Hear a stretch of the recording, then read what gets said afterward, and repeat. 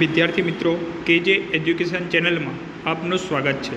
આવા જ વિડીયો જોવા માટે કેજે એજ્યુકેશન ચેનલને લાઇક કરો, શેર કરો, સબસ્ક્રાઈબ કરો। ધોરણ 10 ત્રીજી એકમ કસોટીનું સોલ્યુશન વિદ્યાર્થી મિત્રો પ્રકરણ નંબર 2 અને પ્રકરણ નંબર 10ના પ્રશ્ન પૂછવામાં આવેલા હતા।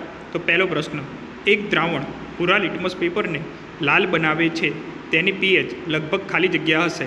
ઓપ્શન એ 7, ઓપ્શન બી 10, 5 અને 8। વિદ્યાર્થી મિત્ર શું જવાબ આવશે?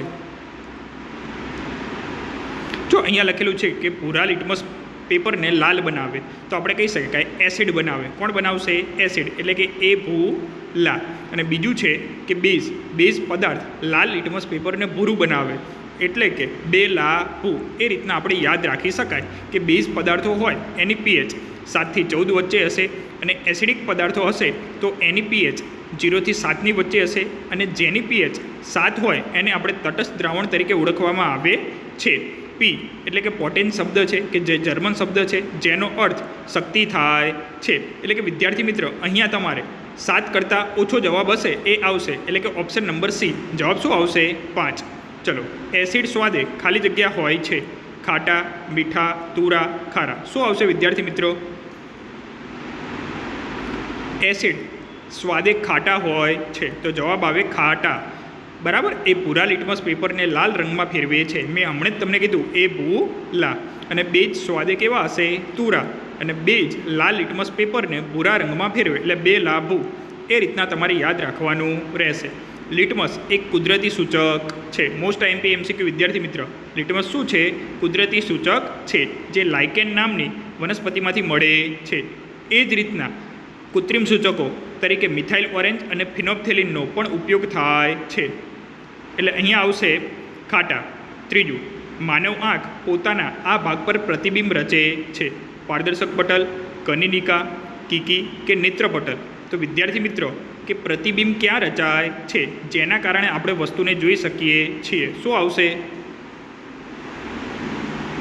તો પ્રતિબિંબ નેત્રપટલ પર રચાય ત્યારે આપણે વસ્તુને જોઈ શકીએ છીએ।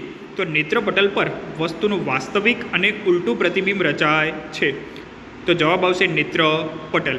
પ્લસ ત્યાં વિપુલ પ્રમાણમાં પ્રકાશ સંવેદી કોષો હશે, એ પ્રકાશની હાજરીમાં સક્રિય થશે અને વિદ્યુત સંદેશા ઉત્પન્ન કરશે, પરિણામે ચેતા મારફતે મગજને સંદેશો જાય છે અને આપણે એ જોઈ શકીએ છીએ। ચલો, હવે વિધાન ખરા છે કે ખોટા એ તમારે જણાવવાનું છે।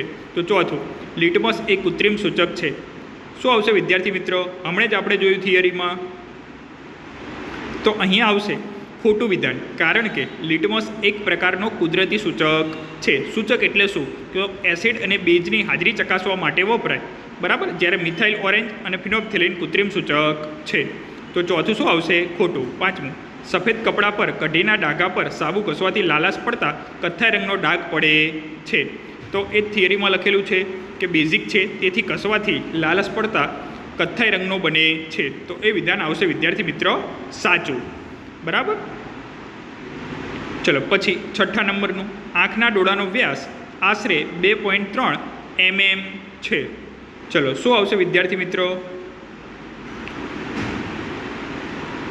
તો આપણે કહી શકાય કે આંખના ડોળાનો વ્યાસ 2.3 સેન્ટીમીટર છે। જો અહીંયા લખેલું છે mm, જો તમે એવું નહીં જોયું હોય તો તમારું આ વિધાન ખોટું પડશે।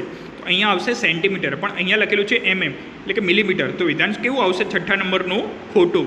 ચલો, સાતમું, લઘુ દ્રષ્ટિની ખામીમાં દૂરની વસ્તુનું પ્રતિબિંબ નેત્રપટલની આગળ રચાય છે। વાત કરેલી છે લઘુ દ્રષ્ટિની ખામી, તો લઘુ દ્રષ્ટિની ખામીનું બીજું નામ માયોપિયા છે। આ ખામીમાં જે પ્રતિબિંબ છે એ નેત્રપટલના આગળના ભાગમાં રચાય છે, પરિણામે આપણને દૂરની વસ્તુ દેખાતી નથી। તો વિદ્યાર્થી મિત્ર કહી શકાય કે આ વિધાન સાચું છે, પ્રતિબિંબ નેત્રપટલના આગળના ભાગમાં રચાય છે। ચલો, આઠમું, આંબલીમાં ખાલી જગ્યા એસિડ હોય છે, એસિટિક, સાઇટ્રિક, ટાર્ટરિક। શું આવશે?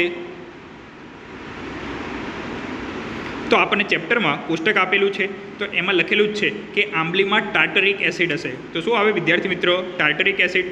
વિનેગરમાં એસિટિક એસિડ, સંતરામાં સાઇટ્રિક એસિડ, ટામેટામાં ઓક્ઝેલિક એસિડ, દૂધ દહીંમાં લેક્ટિક એસિડ, કીડીના ડંખમાં મિથેનોઇક એસિડ આવેલા હોય છે। તો એ કોષ્ટક વિદ્યાર્થી મિત્ર દરેક યાદ રાખી લે। ચલો, નવમું, પ્રબળ એસિડ અને નિર્બળ બેઝ ના ક્ષાર ખાલી જગ્યા હોય છે.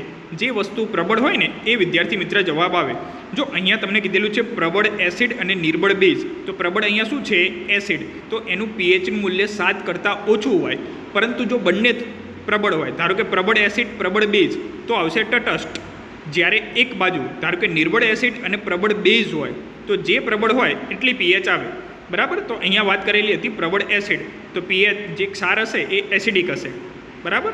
ચલો 10મું, અપચાના ઉપચાર માટે ખાલી જગ્યા પ્રકારની દવાનો ઉપયોગ થાય છે. અપચા એટલે કે જઠરમાં મંદ હાઇડ્રોક્લોરિક એસિડ છે એનું પ્રમાણ વધી જાય તો આપણને અપચો થાય, જેને સામાન્ય રીતે આપણને એસિડિટી તરીકે ઓળખવામાં આવે છે.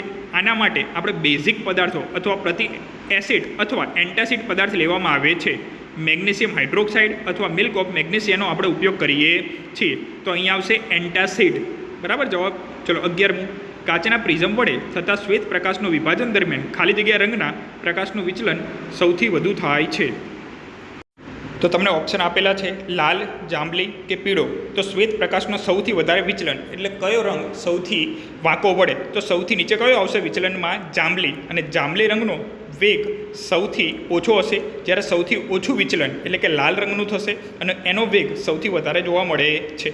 12મા નંબરનું, વહેલી સવારે મેઘધનુષ્ય ખાલી જગ્યા દિશામાં રચાય છે.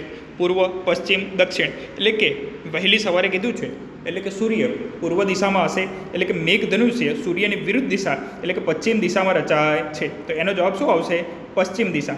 કારણ કે થિયરીમાં આપેલું જ છે કે મેઘધનુષ્ય હંમેશા સૂર્યની વિરુદ્ધ દિશામાં રચાય છે. સવારે સૂર્ય પૂર્વ દિશામાં હશે, પરિણામે મેઘધનુષ્ય જે પૂર્વની વિરુદ્ધ દિશા એટલે કે પશ્ચિમ દિશામાં આપણને જોવા મળે છે. જે વાતાવરણમાં પાણીના ટીપા હશે એના દ્વારા એ મેઘધનુષ્ય રચાય છે. 13મા નંબરનું, તારાનું ટમટમવું એ ખાલી જગ્યાને લીધે ઉદ્ભવતી ઘટના છે. વિભાજન, વક્રીભવન કે પ્રકાશનું પ્રકીર્ણન. તો તારાનું ટમટમવું એ વાતાવરણીય વક્રીભવન. જવાબ શું આવશે વિદ્યાર્થી મિત્રો? વાતાવરણીય વક્રીભવનને કારણે થાય છે. તો દરેક ચેપ્ટરના આઈએમપી મહત્ત્વના બોર્ડની પરીક્ષામાં પૂછાયેલા MCQના આપણે મૂકેલા છે 2024, 23, 22, 21 તેમજ પ્રથમ એકમ કસોટી, બીજી એકમ કસોટી, વિજ્ઞાન, સામાજિક વિજ્ઞાન, ધોરણ 10, 9ના મહત્ત્વના પ્રશ્ન ચેપ્ટર વાઇઝ પણ મૂકેલા છે. તો આ ચેનલને લાઇક કરો, શેર કરો અને સબસ્ક્રાઈબ કરો અને વધારે તમારા મિત્રોને શેર કરો.